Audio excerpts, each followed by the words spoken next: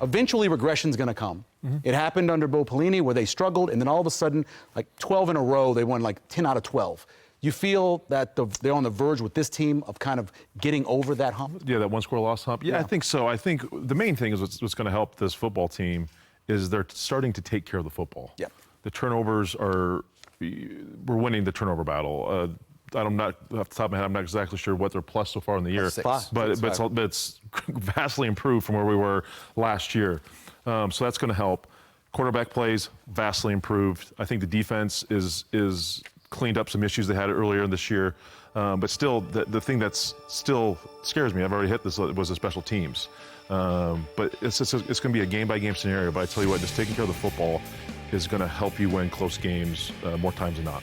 Sean, you look at the way they're playing defense, and I know the analytics numbers aren't great, but if you look at just overall, Nebraska top 15, they're top 6 in terms of points per play. They're in a really good spot right now. I know they haven't played high-powered offenses, but so far they've done what they're supposed to do. Well, Colorado I'd call a high-powered offense. Well, back then they weren't as good as they are now. But they're running the ball better now than they have.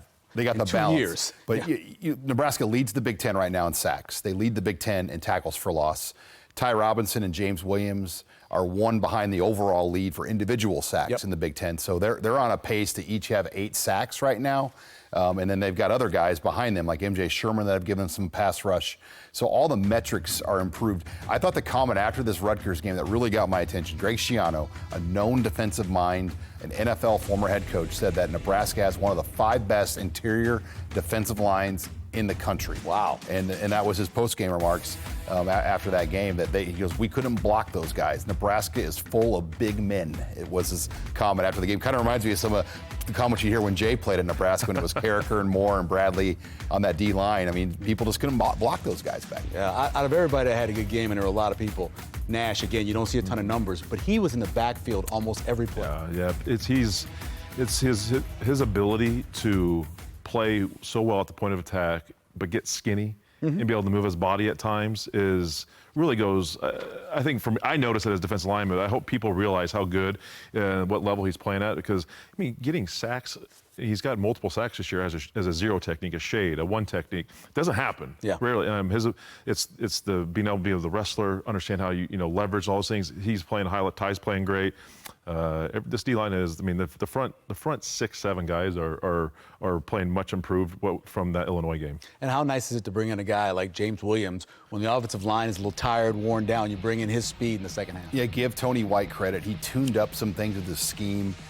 He brought an extra jack down at the line of scrimmage and kind of got bigger up front. I think the Illinois and the Northern Iowa games particularly, showed some flaws with the scheme, and they addressed those flaws. When they play a heavy team like Rutgers that wants to run it, they adjusted what they did. And then once Rutgers was in a situation where they had to pass, it was James Williams and Principal Umanyalan go after the quarterback. And you saw that Nebraska get great pressure. That was one of the best pressure games we've seen from an edge guy at Nebraska, arguably since Randy Gregory. It's a good call with that. And then you look at bringing Van Poppel in, who we thought maybe would redshirt, and I know he still has the opportunity to do that, but there were 4 or 5 plays where he didn't necessarily make the play, but he was the reason somebody else made the play. Yeah, it's all being strong at the point of attack, setting the edge, eating up a double team, letting those inside linebackers come make the plays. I was very surprised to see 44 out there and Riley Van Poppel, because you heard he wasn't in redshirt, but when he was thrown in there, he was solid. He was very, very solid. So it'll be interesting to see how that kind of plays out for his situation the rest of the year. Anytime 44 comes in, it's a good thing. Yeah. I know that for a fact. You like that guy. Yeah, he looks pretty good in it. I'll give him that. So Nebraska is still sitting at about 129th efficiency-wise special teams. But let's talk about what Buschini did. Boom Buschini did on Saturday to help win that game. Just that win alone, we hear about the win and it's a factor, but that was as big of a factor as you're going to see. And to see the wind shift from out of the south that was crazy. to out of the north, and it was more of a cross north-south wind. It wasn't a straight wind. So then it caused a bowl effect in the stadium where you saw the swirl. Yeah. Having Brett Maher next to Buschini and next to these kickers is such a weapon. Pre-game, you saw Maher, talking to Buschini, helping him kind of coach the different punts with the winds. He's punted in this himself. He understands how to play this stadium, and that punt that he made here that iced the game. Not this one, but the next one. Right. They rehearsed that punt actually during pregame. I saw them. Yeah. And that was the last punt they did, and that was the punt right here that ends up winning the game for Nebraska. And that was the exact same one Brett Maher walked him through right before the game started. It's home field advantage. Rutgers didn't realize it was going to switch like that, so they give Nebraska the win too. Not only do they take the ball, but they get the win, which was a benefit, obviously. To the I was thinking that, I'm like, oh, you say the start of the game, I'm like, God, Nebraska's not going to have the win. But I'm like, no, it switched. It switched. I'm like, oh, well, this was working out in our favor. So that was next level, forecasting, weather research.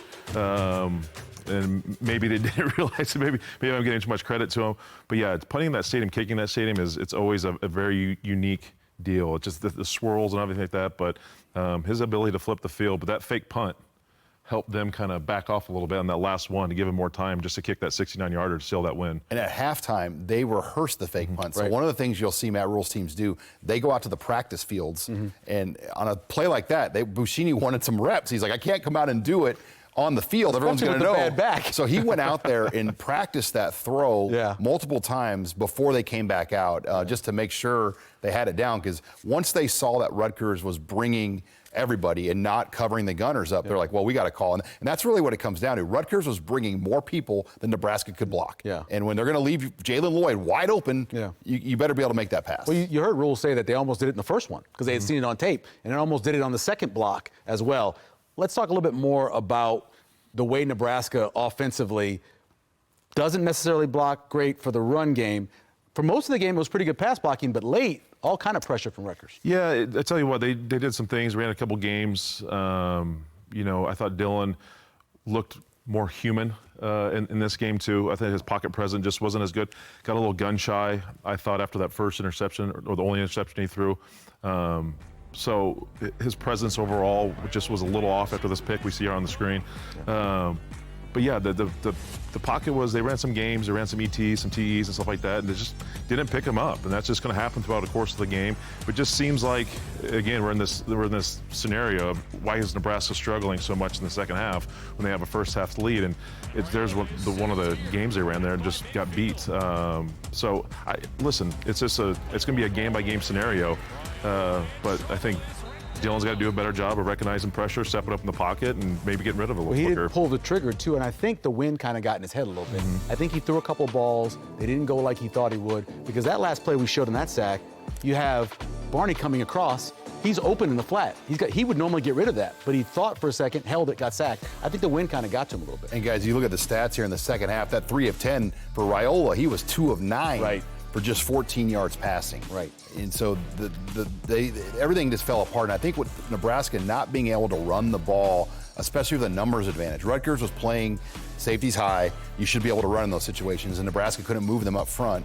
So then Rutgers really had the advantage on the back of their defense, and Dylan Raiola, nobody is open. Greg Schiano really gave Dylan Raiola looks that he had trouble with, and they brought more pressure as well. I know people say they always say no one's open, but almost every time there's somebody open immediately, and if he is the normal Dylan Raiola, he makes that throw.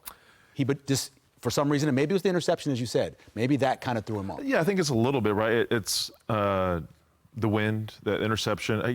He was off, man. He's been so good through the first, 5 games that, listen, I mean, he's, like I said, he showed some human, he's a freshman, right? Right, it's going to happen. It's going to happen.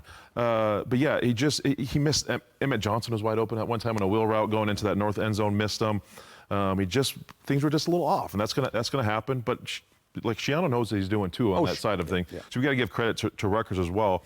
But field position does matter for this offense. I mean, they were pinned. I don't know what the average starting field position was in the second half. It wasn't great. Three times inside of 10. Yeah, so that's hard to get offenses going. I'd like to see Dowdell break that one on that first run play of that one. It was really close, but that factors into the offensive struggles too. How different is the game if Dowdell does break that, or if Lloyd makes the one guy miss on the fake punt? Yeah, I really thought Lloyd should have scored. I mean, essentially he thought so too. One guy he had to get, and that guy got a good angle on him, but that should be a touchdown. I mean, when your fastest guy on the team, has the ball and you just have to make one move, that ideally you'd like to score in those situations. Yeah, I saw him score a lot like that in high school.